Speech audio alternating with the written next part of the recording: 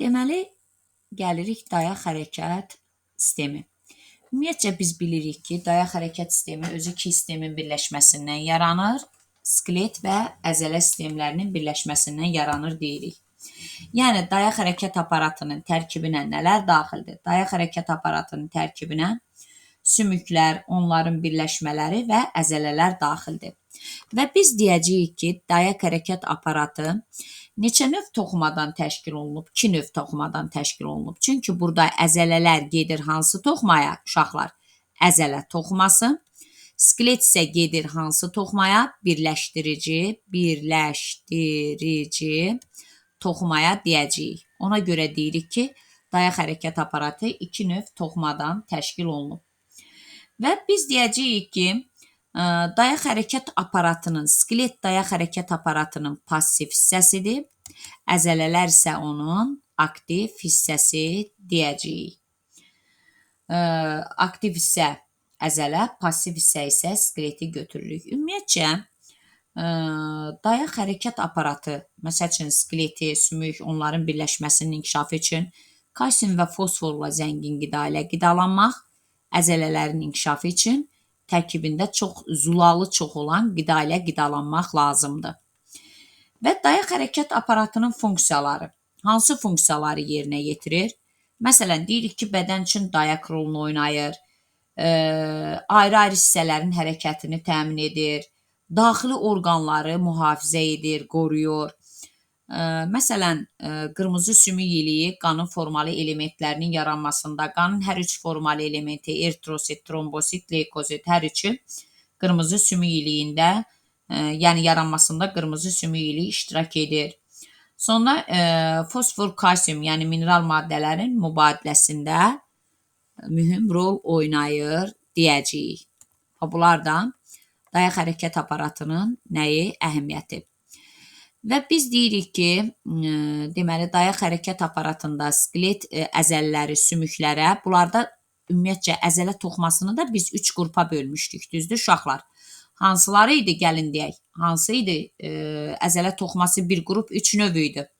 Hansıları idi? Biraz aktiv, uşaq aktiv olun. Ennazolaqlı skelet, saya, bir də ürək əzələsi. Ennazolaqlı ürək əzələsi, ennazolaqlı skelet əzələsi və saya əzələ. Və Saya deyil. bəli, burada rast gəlinən əzələ toxumasının hansı növünə rast gəlirik? Ennazolaqlı Skelet, əzələsinə ennazolaqlı skelet. rast gəlirik və biz dedik ki, skelet əzələləri sümüklərə nəyin vasitəsilə birləşir? Vətərlər vasitəsilə bağlanır deyirik. Həmçinin oynaqlarda da sümüklər bir-birinə bağlar vasitəsilə bağlanır deyirik. Bayaq dedim uşaqlar, sümüyün inkişafı üçün bol miqdarda hansı qida? Kalsium və fosfor. Əzələlərin inkişafı üçün isə nə tələb olunur? Zulal tələb olunur deyirik. Və həmçinin indi gəlin nəyə baxaq? Sümük və əzələlərin, yəni dayaq hərəkət aparatının normal fəaliyyətini təmin edən amillər. Yəni nələr aiddir? Hansı amillər sümük və əzələ toxumasının normal fəaliyyətini təmin edir? Bura aiddir qalxana bənzər vəzin ifraz etdiyi kalsitonin hormonu. Uşaqlar, biz dedik ki, kalsitonin hormonu neynirdi? Sümük toxumasında kalsium və fosforun mübadiləsini tənzimləyirdi. Yəni, qanda onların miqdarını azaldırdı. Kalsium və fosforun qandan sümüyə keçməsini təmin edirdi. Bunun əksinə olan hormon hansıydı? Qalxana bənzər ətraf vəzin paratormonu. Paratormon isə əksinə kalsium və fosforu deməli sümükdən qana keçirirdi. Gəlirik sonda D vitamini. Məsəl üçün, sümüklərdə kalsium və fosforun toplanmasını və sümüyün bərkiməsinə. Məsəl üçün, sümükləşmədə rol oynayan vitamin desə sizdə nəyi götürürsünüz? D vitaminini götürürsünüz. Və bir şey də yadınızda saxlayın ki, D vitamini uşaqlarda çatışmayanda raxit xəstəliyi yaranır. Yaşlı insanlarda isə D vitamininin çatışmazlığı osteomalyasiya. Osteomalyasiya nədir? Sümük sərtliyinin itirilməsidir. Deməli, D vitamini uşaqlarda çatışmayanda raxit xəstəliyi yaranır. Yaşlı insanlarda isə D vitamininin çatışmazlığı osteomalyasiyaya, yəni sümük sərtliyinin itirilməsinə səbəb olur deyəcəyik.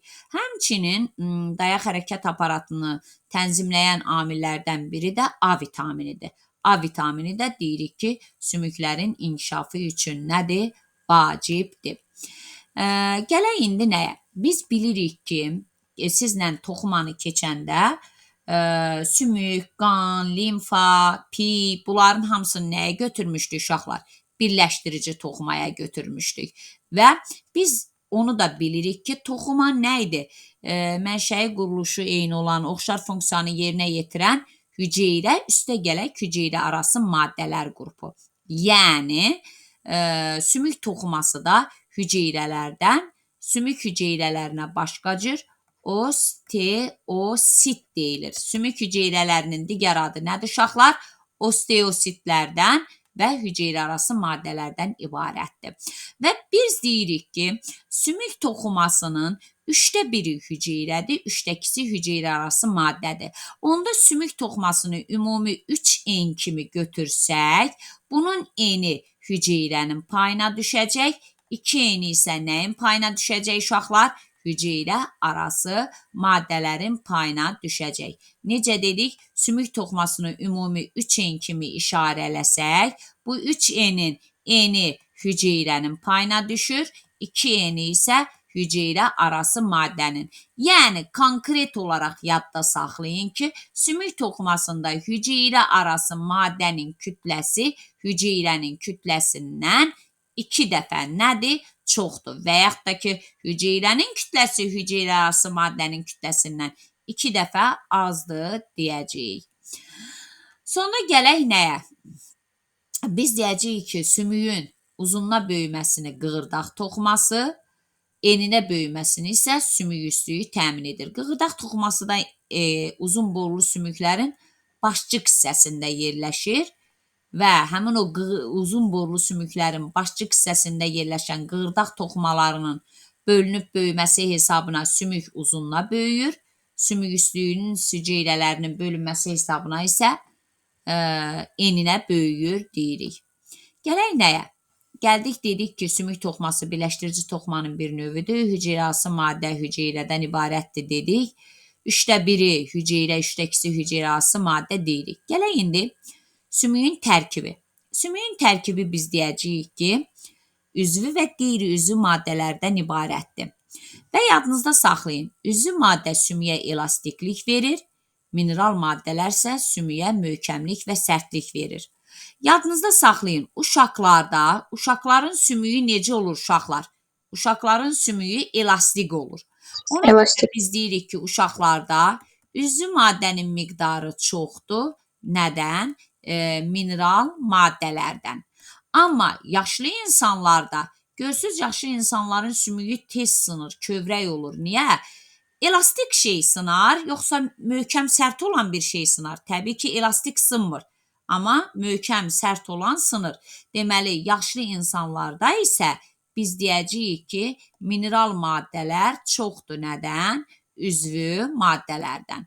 Onda uşaqlar, biz belə bir qrafik qursaq, yazıram bura yaş, mineral maddə. Uşaqlar, yaş artdıqca mineral maddə neyinir? Artır. Ona görə də düz mütənasib. Çünki yaşlı insanlarda mineral maddələr üzvü maddələrdən çoxdur. Amma yazıram üzvü maddə yaş. Bu isə necədir? Tərs mütənasibdir. Çünki yaş artdıqca sümüyün tərkibindəki üzvü maddələr neyinir? Azalır deyəcəyik. Və uşaqlar, nəyə gələk? Bax, görürsünüz, burada var üzvü maddənin yaşla, qeyri-üzvü maddənin yaşla mütənasibliyi. Və biz bu üzvü maddələrin sümüyə elastiklik verdiyini, mineral maddələrin, qeyri-üzvü maddələrin möhkəmlik, sərtlik verdiyini təcrübə üzərində aparırıq, öyrənirik və təcrübədə nə ediblər? Deməli, sümüyü götürürlər, 10% xlorid turşusu məhlulunda saxlayırlar 1 sutka. Deməli, 10% xlorid turşusu məhlulunda 1 sutka saxlayırlar. Uşaqlar, kimyadan keçmişsiniz. Turşuda üzvü maddələr həll olur, yoxsa mineral maddələr, yəni qeyri-üzvü maddələr? qeyri-üzvü maddələr nə edəcək orada? Həll olacaq və həmin sümüyün tərkibində üzvü maddə qalır. Və yəni qeyri-üzvü maddə çıxarılır sümüyün içərisindən. Həmin sümüyə baxın, əyib ona ipə düyün atan kimi sümüyə nə edirlər? Düyün atırlar. Hansı ki, ipə düyün atırlar. İpə düyün atılan kimi sümüyə də nə edirlər? Düyün atırlar. Sonra sümüyü yandıranda isə tərkibindəki üzvü maddə yanır. Onun içərisindən üzvü maddə çıxarıldığı üçün sümüyü əyən kimi sümük öz-özünə nə edir? Sınır deyəcəyik. Gələk nəyə? Uşaqlar, gələk indi sümüyün quruluşça növləri. Biz deyəcəyik ki, sümüklər quruluşca, yəni ölçüsünə görə, formasına görə müxtəlif olub, uzun, qısa, yastı və qarışıq. Quruluşca neçə növə bölürük uşaqlar sümüyü? 4 növə. Hansılar oldu bunlar? Uzun borlu sümük, belə deyirik, yastı sümük, qısa sümük, bir də qarışıq sümük. Uzun borlu sümüyün digər adı iki cür sümük iliyi olan sümükdür. Niyə belə deyirik uşaqlar? Bir şeyi yadınızda saxlayın. Ümumiyyətcə iki cür sümük iliyi var. Qırmızı sümük iliyi, bir də sarı sümük iliyi. Yadınızda saxlayın. Qırmızı sümük iliyi bütün sümüklərdə var. Yəni uzun borlu sümükdə də var, yastı sümükdə də var, qısada da var, qarışıqda da var. Yəni bütün sümüklərdə qırmızı sümük iliyi var. Amma sarı sümük iliyi biz deyəcəyik ki, yalnız uzun borlu sümüklərin orta hissəsindəki boşluqda, bu uzun borlu sümüyün orta hissəsində boşluq olur. Həmin boşluqda sarı sümük iliyi yerləşir deyirik. Deməli onda uzun borlu sümüklərdə həm qırmızı sümük iliyi var, həm də sarı sümük iliyi var. Amma digərlərində yastıdır, qısadır, qarışıqdır. Bunlarda yalnız qırmızı sümük iliyi var. Amma uzun borlu sümüklərdə həm qırmızı sümük iliyi, həm də nə var uşaqlar? Sarı sümük iliyi var deyəcəyik. Hər ikisinə rast gəlirik. Həm qırmızı, həm də sarı. Və biz qırmızı sümük iliyi, məsəl üçün, yenə deyirəm, keçəcəyik. Bir şey də yadınızda saxlayın. Sümük iliyi 8-12 saatdan bir təzələnir. Sümük iliyinin təzələnməsi prosesi 8-12 saatdan bir baş verir. Və deyirik ki, qırmızı sümük iliyi, məsələn, bayaq dedik, qanın formalı elementləri eritrositdir, trombositdir, leykositdir, bunların yaranmasında nə edir? İştirak edir deyirik.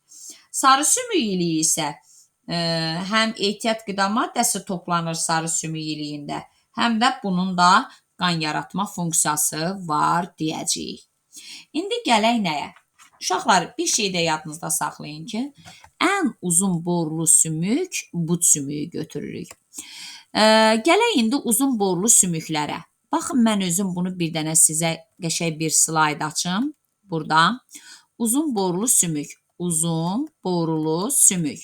Yazıram yuxarı ətraf, bir də nə yazırıq uşaqlar? Aşağı ətraf. Əslində biz sizlə heyvanları keçəndə məməlilərdir. İlk dəfə borlu sümük nədə əmələ gəlmişdi uşaqlar? Hələ mənə deyin görüm. Keçmişik sizlə. Kimin yadındadır? İlk dəfə borlu sümüklər nədə yaranıb? Quşlarda. Quşlardan əvvəl borlu sümük yox idi. Amfibilərdə, düzdür. Suda yaşayanlarda. Bəs yaxşı, ilk dəfə embrional devirdə borlu sümük nədə demişik uşaqlar? Embrional devirdə borlu sümük. Bəli, tamamilə doğrudur. Embrional devirdə ilk dəfə borlu sümük desə, sürünənlərdə. Amfibilərdə, düzdür, ilk dəfə borlu sümük amfibilərdə deyirik, amma onlarda embrional devirdə olmur. Çünki amfibilərin mayalanmış kürüdən, yumurta hüceyrədən çıxan çömçə quyruqlarında ətraflar olmur. Nələr olur ilk öncə onlarda? Üzgəçlər olur. Çömçə quyruq yetkin qurbağaya çevriləndə onlarda ətraflar əmələ gəlir. Yəni, amfibilərdə borlu sümüklər postembrional devirdə yaranır. Ona görə, əgər embrional, postembrional olmayıb, sadəcə borlu sümük deyərsə, bəli, götürürük nədə? Amfibilərdə. Postembrional devirdə borlu sümük desə, yenə amfibilərdə. Amma ilk dəfə embrional devirdə borlu sümük deyəndə Bunu götürürük nədə? Sürünənlərdə deyəcəyik. Və deyin görün mənə, borlu sümüklər ətrafların qurşaq hissəsi, biz ətrafların skeletini 2 yerə bölmüşdük axı, sərbəst və qurşağa. Qurşaq hissənin skeletinin içərisində gedirdi, yoxsa sərbəst hissənin skeletinin içərisində gedirdi borlu sümüklər? Sərbəstdir. Sərbəst, tamamilə doğrudur. Sərbəstə deyəcəyik. İndi gələk. Yuxarı ətrafın sərbəstdir. Bazu 2 dənə götürür. Yuxarı ətraflar, üzürü sayın. Ətraf yazmayın. Yuxarı ətraflar. Çünki yuxarı ətraf desəm bir qolum, yuxarı ətraflar deyəndə hər 2 qol. Bazu 2 ədəd, yəni hər qolda 1 ədəd bazu götürürük. Sait 4 ədəd götürəcəm. Niyə? Çünki sait 2 üstə gələk 2. Hər sait özü də nədən ibarətdir? Mildən. Bir də nədən ibarətdir uşaqlar? Dirsəkdən ibarətdir. Mil və dirsək. Ona görə hər sait 2 sümükdən, 2 sait birlikdə 2 üstə gələk 2, 4 sümükdən. Yəni yuxarı ətraflar deyəndə həm sağ qolumuz, həm sol qolumuz. Bunlar nəzərdə tutulur. Cəmi oldu neçə ədəd? 6 ədəd. Gələk indi aşağı ətraflar. Aşağı ətraflarda yenə but neçə dənə götürürük uşaqlar? 2 dənə götürürük. Hər ayaqda 1 dənə, 1 üstə gələk 1. Qoy lap bunu 1 üstə gələk 1 yazım. Burada da yəni 1 üstə gələk 1 kimi yazım. Və baldır. Baldırı da 2 üstə gələk 2 yazırıq.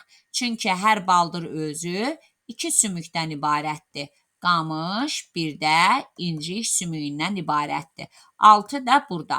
Deməli, ümumi uzun borlu sümüklərin sayı nə qədər oldu? 12. Yəni, ümumi insan skeleti 220 sümükdən ibarətdir. Baxın, uşaqlar, bəzən bu tipdə suallar düşür. Nə düşür bu suallar? Deyir ki, hər 2 cür sümükliyinə malik olan sümüklər insan skeletinin sümüklərinin neçə faizini təşkil edir? Ümumi insan skeleti 220 sümükdən ibarətdir. 220-ni 100 götürürük. Onda biz dedik ki, hər 2 cür sümükliyi olan sümüklər, yəni uzun borlu sümüklər, bu 12-ni də x faiz götürəsiniz. Bir şeyə diqqət yetirirsiniz. Bax, bu ümumi uzun borlu sümüklər. Məsələn, yuxarı ətraflarda 6, aşağı ətraflarda desə 6. Bir yuxarı ətrafda, ətraflar yox, desəm ki, yuxarı ətrafda neçə dənə uzun borlu sümük var, neçə dənə götürəsiniz uşaqlar? 3 dənə götürəsiniz. Yəni, burada bir qoldan söhbət gedir. Aşağı ətrafda neçə dənə uzun borlu sümük var? 3 dənə. Aşağı ətraflarda 6 dənə. Yuxarı ətrafda neçə dənə uzun borlu sümük var? 3 dənə. Yuxarı ətraflarda neçə dənə uzun borlu sümük var? 6 ədəd deyəcəyik. Aydın oldu uşaqlar bu. Bu hissə ilə qaranlıq qalan nəsə yoxdur ki. Sonra keçək nəyə? Deyirik ki, gəldik uzun borlu sümükləri dedik. Ən uzun borlu sümüyü də nəyi götürürük uşaqlar? But sümüyünü götürəcəyik. Ən uzun borlu sümük but sümüyü deyəcəyik. Gələk indi və borlu sümüklər yuxarı ətrafın sərbəst hissəsinə aiddir. Yəni, uzun borlu sümüklər yuxarı ətrafın sərbəst hissəsinə aiddir. Gəldik indi qısa sümüklər. Ümumiyyətcə, uşaqlar, yadınızda saxlayın. Qısa sümüklərin özünü də böləcəyik 2 yerə. Qısa borlu sümüklər, bir də qısa süngəri sümüklər. Qısa borlu və qısa süngəri sümüklər deyəcəyik. Bunlar da yenə yuxarı ətrafın sərbəstinə və yaxud da ki, aşağı ətrafın sərbəstinə, yəni qısa sümüklərdə, uzun sümüklərdə ətrafların sərbəst hissəsinə. Çünki ətrafların skeleti 2 yerə bölünür. Sərbəst və qurşaq. Deməli, uzun borlu sümüklər və qısa sümüklər hamısı gedir ətrafların sərbəst hissəsinə. Gəlin indi baxaq. Qısa borlu sümüklər. Bu şəkildə gördüyünüz, bura qədər, buradan yuxarı, biz bunlara deyəcəyik qısa borlu sümüklər. İndi bu yuxarı ətrafdadır. Bunların da yenə hər birini bölürük. Bunların da hər birini bölürük. Deməli, yuxarı ətraf, yenə aşağı ətraf. Qısa süngərini də yenə yuxarı ətraf, bir də aşağı ətraf deyəcəyik. İndi hələ ki, burada bizdə yuxarı ətraf verilib. Gələk indi, biz dedik ki, qısa borlu sümüklər, bunlara nələr aiddir qısa borlu sümüklərə? Əl darağı sümüyü, baxın, 1, 2, 3, 4, 5. Yəni, bu hissə nə gedir uşaqlar? Əl darağı sümüyü gedir. 5 dənə bir əldə, 5 dənə də digər əldə. 5 üstə, burada bir əli göstərdiyi üçün 5 yazılıb. 5 üstə gərək 5, neçə eləyəcək uşaqlar? 10. Deməli, əl darağı sümüklərinin sayı 10 ədəd. Gəlin əvvəlcə qısa borlu sümüyün ümumi sayını tapaq. Yuxarı ətrafda, aşağı ətrafda, sonda toplayaq. Gəldik indi nələrə? Falanqalar. Falanqalar, fikir verin uşaqlar. Baş barmaqda, indi bunu pozun, baş barmaqda 2 dənə falanqa var. Biri bu, digəri də bu. 2. Amma digər barmaqların hər biri neçə falanqadan ibarətdir? 3 falanqadan ibarətdir. Deməli, falanqalar 4-ü 3-ə vururam 12, üstə də 2 dənə baş barmaqdakı falanqaları gəlirəm. Neçə eləyir uşaqlar? 14.